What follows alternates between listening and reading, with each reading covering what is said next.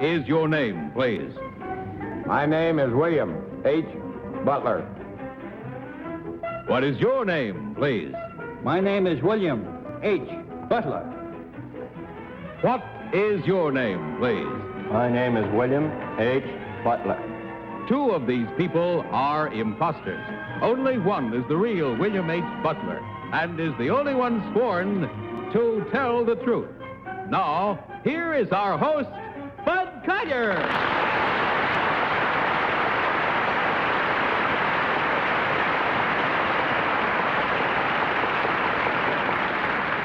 Thank you very much, and welcome once again to Tell the Truth, brought to you this week by Arid Cream Deodorant, America's largest selling deodorant. Don't be half safe, be completely safe. Use Arid Cream Deodorant to be sure. A little bad news, a little good news tonight, too.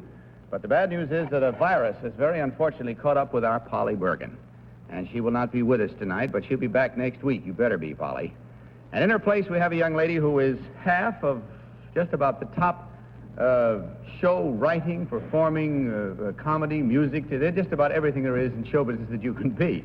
Together with Adolph Green, she has written such things as Bells Are Ringing, On the Town, Say Darling. Just recently finished the motion picture version of Annie Mayne. That's just to name a few of these accomplishments. She and Adolph Green, as a matter of fact, are now appearing at the Golden Theater in New York in a delightful two-person show called A Party, and it's a real party. You shouldn't miss it. So with that bit of preliminary introduction, may I introduce our panel. What is your name, please?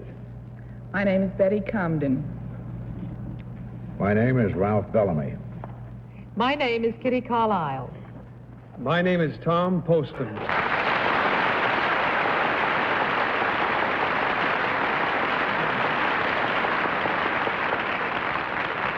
Now, panel, will you please follow along with your copies of this first affidavit as I read it? I, William H. Butler, was an instructor for the Royal Air Force. I have been a commercial airline captain for the past 16 years. I fly overseas routes. I've always been interested in sports. I am a polo player. I have played in international competition for the Italian Army team and in Cairo for the Egyptian police team. I'm also a big game hunter. I have hunted tigers in India, bear and panther in Ceylon, and I made a 3,500-mile safari through Africa where my bag included both water buffalo and elephant. Signed, William H. Butler.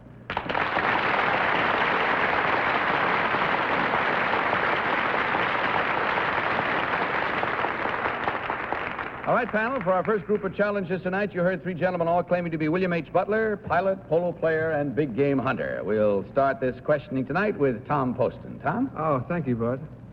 Number one, says here you hunted bear in Ceylon. What about mosquito bites? They got those too. You didn't get any? No. I see also where... Oh, I get it. Oh!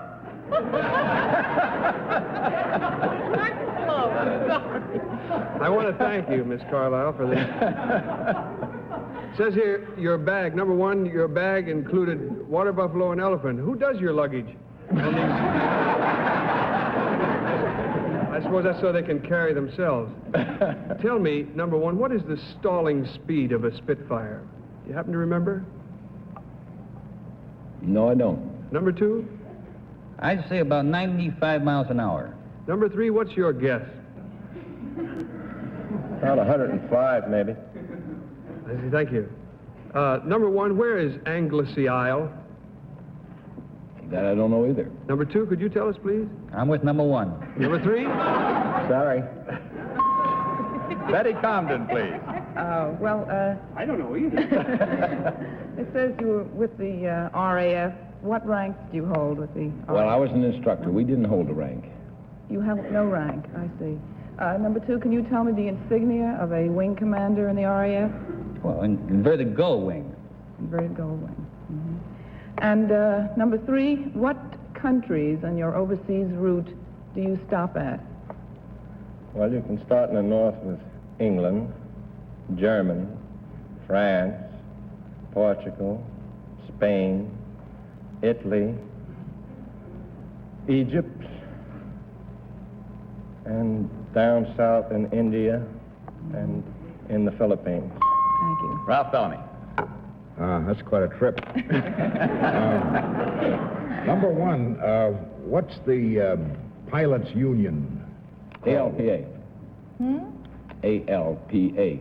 Number two, what's your rating as a polo player? How are you rated? I'm a 3-goal man. 3-goal. Number three, who's the highest rated American player? Well, that would be Cecil Smith. Number four, let's see, I don't know anything about Ceylon. In Africa, where did your safari, number one, where did your... I thought you wanted me to answer. You said number 4. Where did your safari start, and where did it finish? Cairo, Egypt, and then we finished in the Sudan. Who was the guide, number two? We had a Touareg guide. A what? A Touareg. What was his name? Willie. Kitty Carlisle. Number 1, what is the most dangerous of all big game? Cape buffalo, probably. A buffalo? Cape buffalo. Number 2, how long is a chucker? A chuck is 7.5 minutes. Number 3, what is Ashanti? I'm very sorry. Number 1, Only what is Ashanti and old Shanty. Oh! I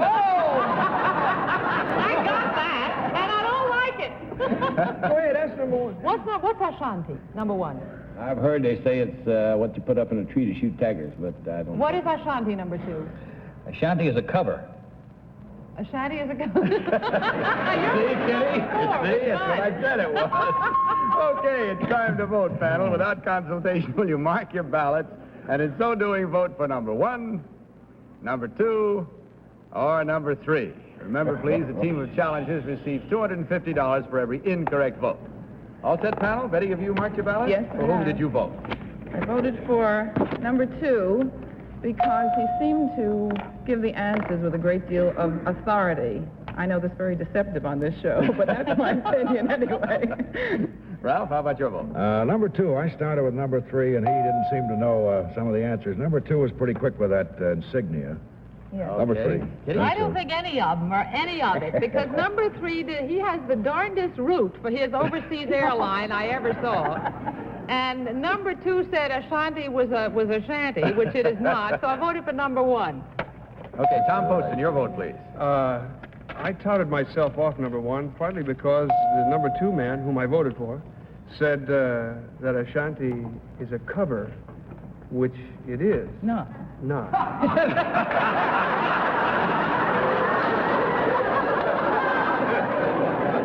If you will look closely at the card. You will see, friends, that it says number 1. No, number 2, I still. Okay, well, the votes are in, and the minds are at least partly made up. And we discover now how right or wrong we are as we learn which of these 3 gentlemen is the pilot, polo player, big game hunter. So we will ask the real William Tex Butler to please stand up.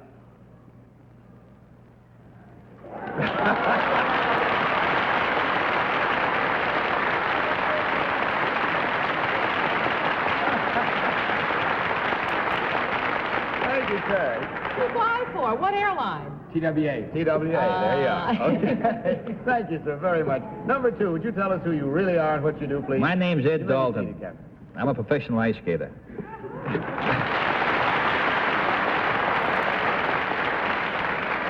And number 3, what about you, sir? My name is Sid Gregory, and I'm credit manager for Lindy Lathrop Paper Company.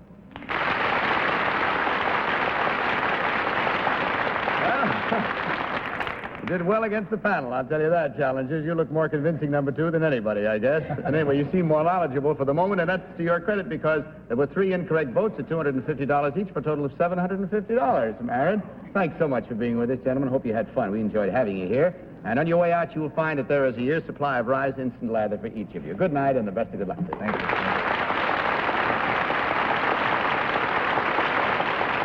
Now, panel, let's meet our next team of challengers.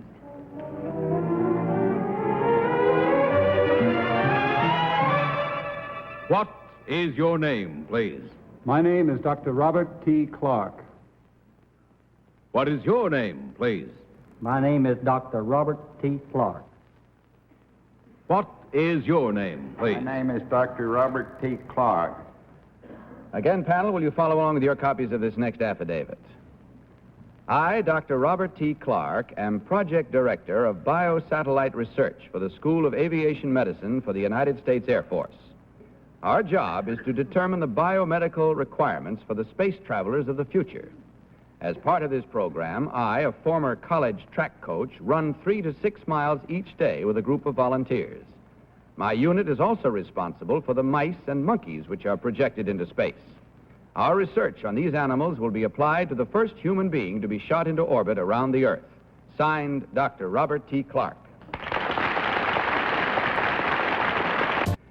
Panel, you heard these 3 gentlemen all claim to be Dr. Robert T. Clarke, space scientist, and we begin this round of questioning with Kitty Carlisle. Kitty? Thank you, Bud. Number 1, I'm sure you're familiar with the astronauts, and I noticed that the average age of the astronaut is over 30, which delights me, but I wondered why they didn't use younger men.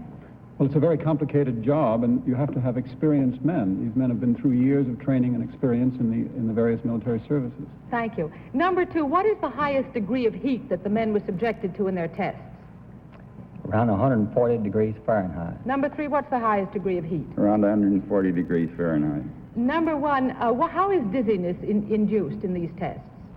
Well, by sitting on a chair that is worked by centrifugal force. Is there nothing to do with water running against the eardrum? I seem to have read something about that. Well, perhaps if you've read that in connection with tests on the astronauts. We have nothing immediate to do with the astronauts ourselves. I see. Number 2, can you tell me the name of the first mouse that went up into space? His finger's on the buzzer.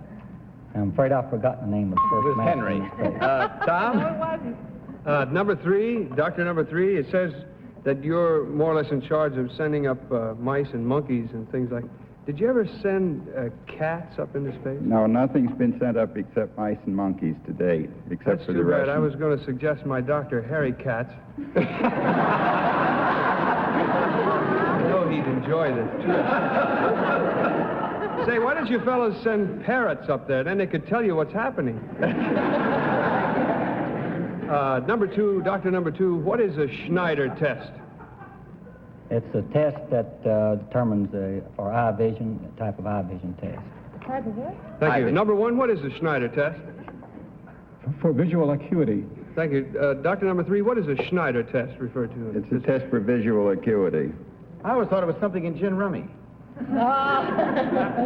Oh, you. Doctor Number 3, what is different about a track starter's gun? It fires blanks. Betty? I know that during the last... kill anybody with one of those. During the last war, Maine Boucher designed some of the naval uniforms for the service. And who designed those space outfits, Number 2? Well, we don't design the space outfits. And you're not number 2. Number 2, do you know who designs those outfits? I do not know. Number 3? No, I don't know. You don't know. Oh. What is, Number 1, the biggest college track event of the season? Well, I think that would be the Penn Relays. Penn Relays. Yes. And after a mile run, Number 1, have you tested heartbeats, and do you know the amount of acceleration after running a mile from the normal? You mean how fast the heart is fast? going? Well, about, if your normal pulse is 72, you might, if you're in training, have about 90 to 100 at the end of a mile. Ralph Bellamy. Number 1, you say you're not connected with the astronauts, Well, not directly, no. but you do know about them. Yes, but I know pretty much what I read in the papers. All right. How many candidates were there originally? There were several thousand. And how many were selected? Well, 7. Number 2, how many from the Army and the Navy and the Marines? 331.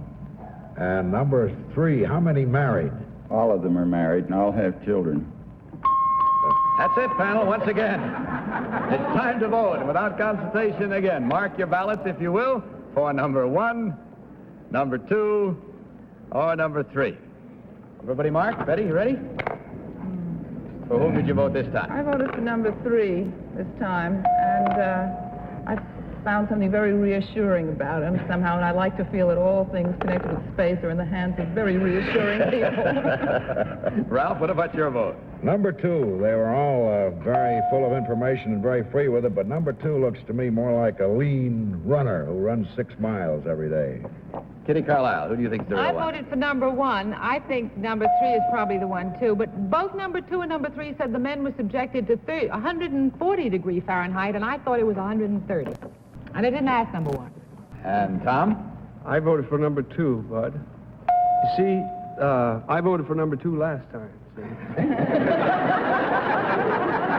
I see, Tom. And I got a lot of determination, and I'm just going to keep voting for number 2. I had an idea that Schneider Test referred to the heart and so forth, the circulation and whatnot, but obviously not, because one of them has got to be Dr. Clarke.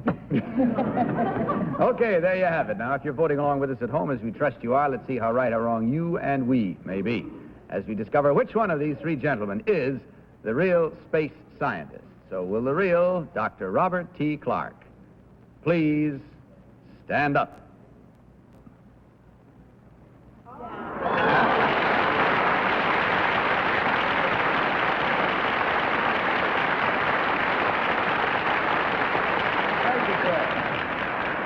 Number 1, would you tell us who you really are and what you do, please? I'm an instructor in English at the School of General Studies in Columbia University in New your York. name? Thomas Cooney. Thank you. Number 3, what about you, sir? My name's Fox Connor. I manufacture have-a-heart mouse traps.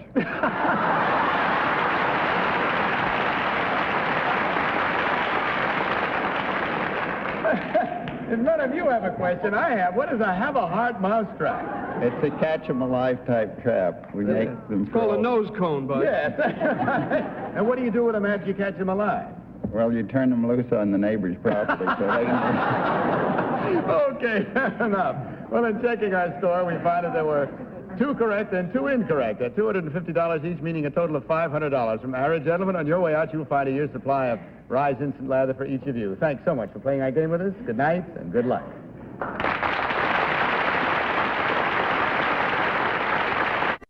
Now, panel, let's meet our 3rd team of challengers.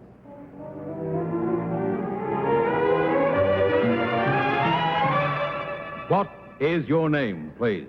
My name is Señorita Denizi Guimarin Prado. What is your name, please? My name is Señorita Denizi Guimarin Prado. What is your name, please? My name is Señorita Denizi Guimarin Prado. Panel, you can put your eyes back in your heads and listen, if you will, please, to this final affidavit. I, Senorita Denizi Guimarin Prado, am in the United States on a goodwill tour in behalf of the coffee-growing countries of America. This is not my first visit to the United States. Although I am Brazilian, I spent 2 years in college in this country. In January of this year, at Manizales, Colombia, in competition with girls from 13 Latin American nations, I won the title of Pan American Coffee Queen. Signed, Senorita Denizi Guimarin Prado.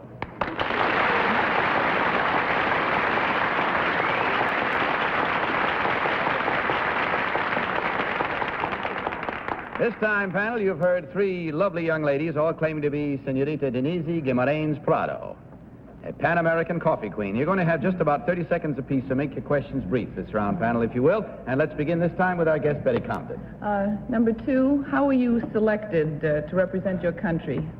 I won the Miss Brazil contest. I placed 3rd. 3rd? Yes. What happened to 1 and 2? Well, 1 represented Miss Universe in Long Beach, and number 2 represented Miss World. Oh, I see. And what is the capital of Colombia? Colombia? I don't know. Number 3, what were the 12 other countries that competed? Well, there was alphabetically Brazil, Colombia, Costa Rica, Cuba, Republic Dominican, El Salvador, Honduras, Venezuela. Saved by the bell. Ralph? Number 1, how does coffee grow? It grows on a tree.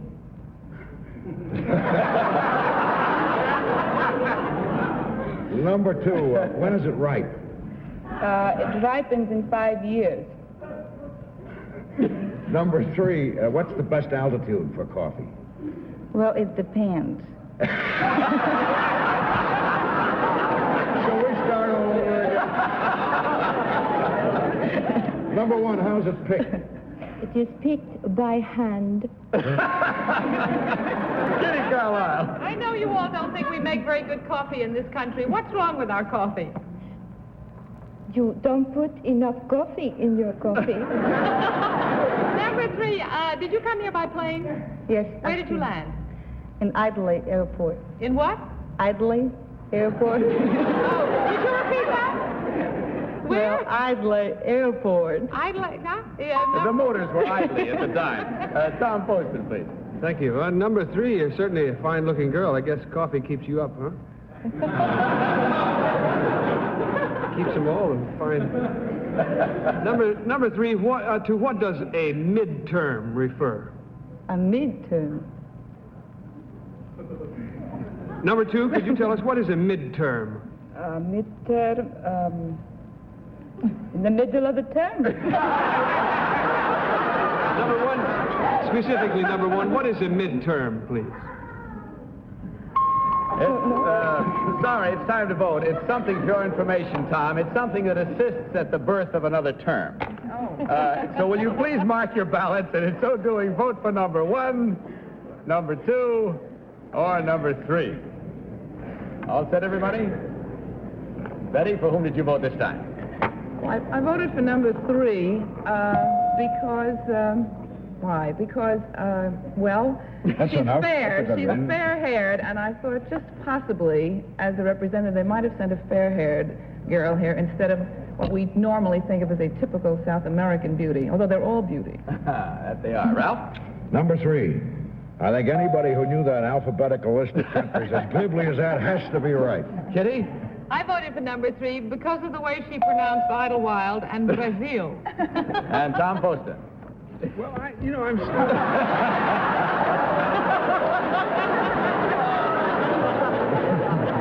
It's going to be hard to make a 1 out of that, but I still have...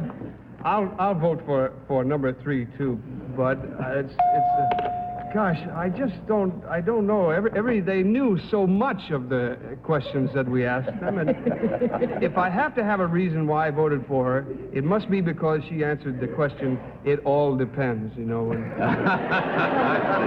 All right, there you have it. The vote's in and the mind's made up, and let's see whether we're right or whether we're wrong. Because if they're right, they've got 100%. If they're not, they're 100% wrong this time. So may I ask, the real Pan-American coffee queen, Senorita Denizi Guimarin Prado, to please stand up.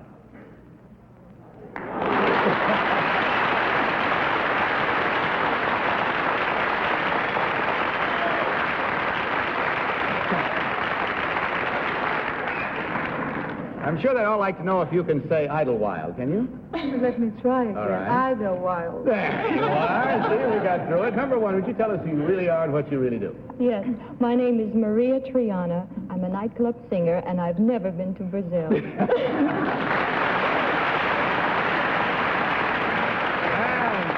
number 2, what about you? My name is Malena Vargas. I am a flamenco dancer. I was born here in the United States and never been to Brazil.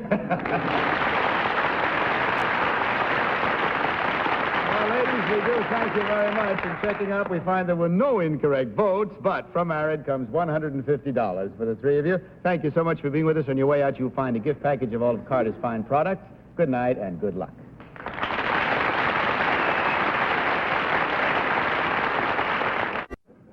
That's about all we have time for tonight, except sometime during the next week or so, a mental health bell ringer will come to your doorbell probably. Be receptive and give as much as you possibly can to help them in the drive against mental illness. Betty, thank you so very much for being with us tonight. Thank you, Bud. And best of luck over there at the Golden. It's well worth seeing. Hey, by the way, come play with me. Tom Poston, your show opens when? Thursday night. Thursday night. Everybody go and see that one, too. And, of course, Polly, hurry up and get well, huh? We'll see you next week. Yeah. That's it. Good night, panel. Good night, Bud. Now, this is Bud Collier saying good night for Arid Cream Deodorant and reminding you to tell the truth. Good night, everybody.